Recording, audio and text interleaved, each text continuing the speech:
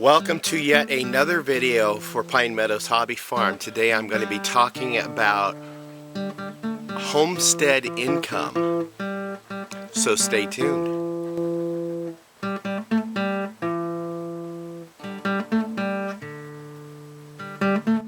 Welcome back to Pine Meadows Hobby Farm. I'm your host, Jerry Hansen. Today's subject is on homestead income. We have been developing over a period of 2.5 years, just putting the infrastructure for the hobby farm together, primarily focusing on our needs as a family. Like, for instance, deciding and selecting which animals we wanted to bring onto the hobby farm that are suitable to the type of property we had, and what types of animals my wife and I had the energy to take care of. So we decided, number one, we've had chickens and rabbits from the other farm down the road. We brought those on. We've had goats and we've had ducks and geese. So we just took what we had and incorporated them in over here.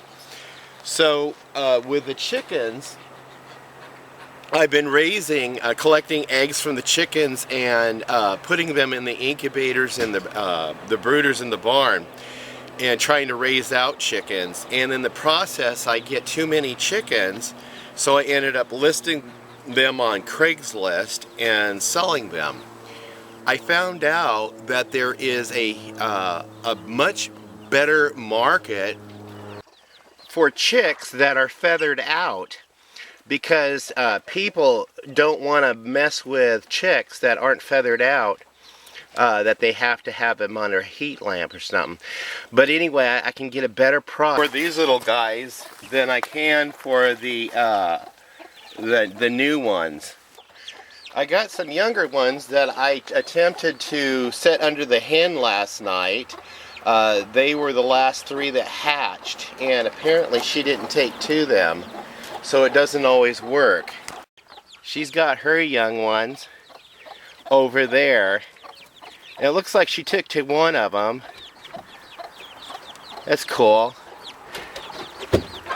And the other 2 are snuggled over here in the corner, which I'm dismayed about. I might have to take them back, put them back in the brooder today. So I can command a price of $3 for a chick in our region that is feathered out up to 6 weeks old. And then the price starts going up after that, because it's based on how much feed I have to feed them and how much care I have to provide them, so there's labor involved. So that's it on the chickens. On marketing chickens, the eggs that I get from the hens I will sell primarily to my co-workers at $3 a dozen. Now the rabbits, I raise the kits out to 6 weeks old and separate the kits from the moms and put them in grow out cages. I go ahead and list them on Craigslist, and I sell the kits for anywhere from $3 to $5 a piece, and the older they get, the more, of course, I charge for them. So these gals are bred. They're going to be kindling here in another 2 to 3 days, and I have 2 buyers lined up for buying my rabbits. One will buy all the 6-week-old kits I can give him, and another one is a butcher, and he'll take 12 at a time, rabbits raised out to a minimum of 5 pounds a piece, and each dozen that I sell, I'll get upwards of $100 or more for the 12. The ducks and geese, I haven't sold geese yet because I haven't been successful enough to have enough geese to be able to sell. I had a dog or a pack of dogs get onto the property and take out a bunch of my geese, and so I only ended up with 5. My geese, I've only had a success rate of hatching a total of 4 goose eggs over the period of time that I've had geese. So we're still on a learning curve with raising geese. I'm going to be doing some major improvements to the breeding pens this year, getting them ready for next year. Their nesting boxes will have bottoms on them, and they'll have hay in there to get them off the ground. That's one of the main problems with my nesting boxes for the geese, because as they roll their eggs, they roll that whole nesting box right down into a puddle, and the puddle will kill the eggs, and it's like, missed it. Dang it. So ducks, I just grab the eggs of the ducks and throw them in the incubator. Goose eggs are too big for my incubator, and I've managed to successfully hatch several ducklings. Ducklings I managed to sell also on Craigslist. I sell them for about $5 a piece.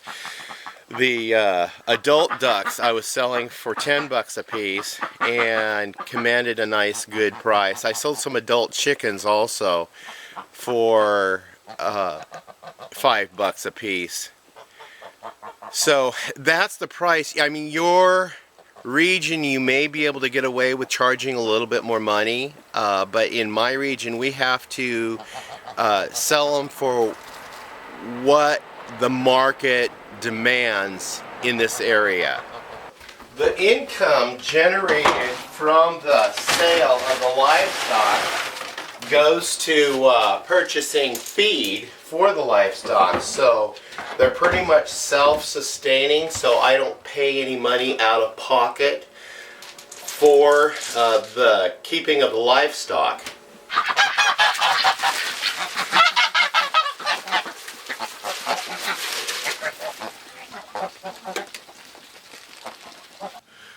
So far this year I've managed to generate enough of an income to keep the animals fed in duck feed, goose feed, rabbit feed, and chicken feed. Basically the geese, ducks, and chickens all eat the same thing, and the rabbits are rabbit pellets. And with what leftover money, excess that I generate in as far as income goes, just from the sale of livestock here on the homestead, I'm able to buy purchase material to build projects like this bunny bungalow.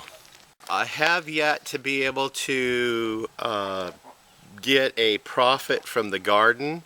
I haven't put a lot of energy and time into the garden yet because I've been focusing on animals' needs. And this year I plan to focus more on the garden. I'm going to be grabbing a lot of material for mulching and weed control, and getting at least 50% of my garden in a back to Eden style garden.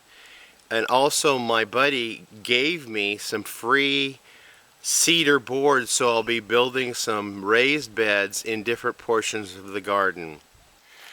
And then I can focus on growing the crops and an abundance of crops to be able to generate more of an income for the hobby farm.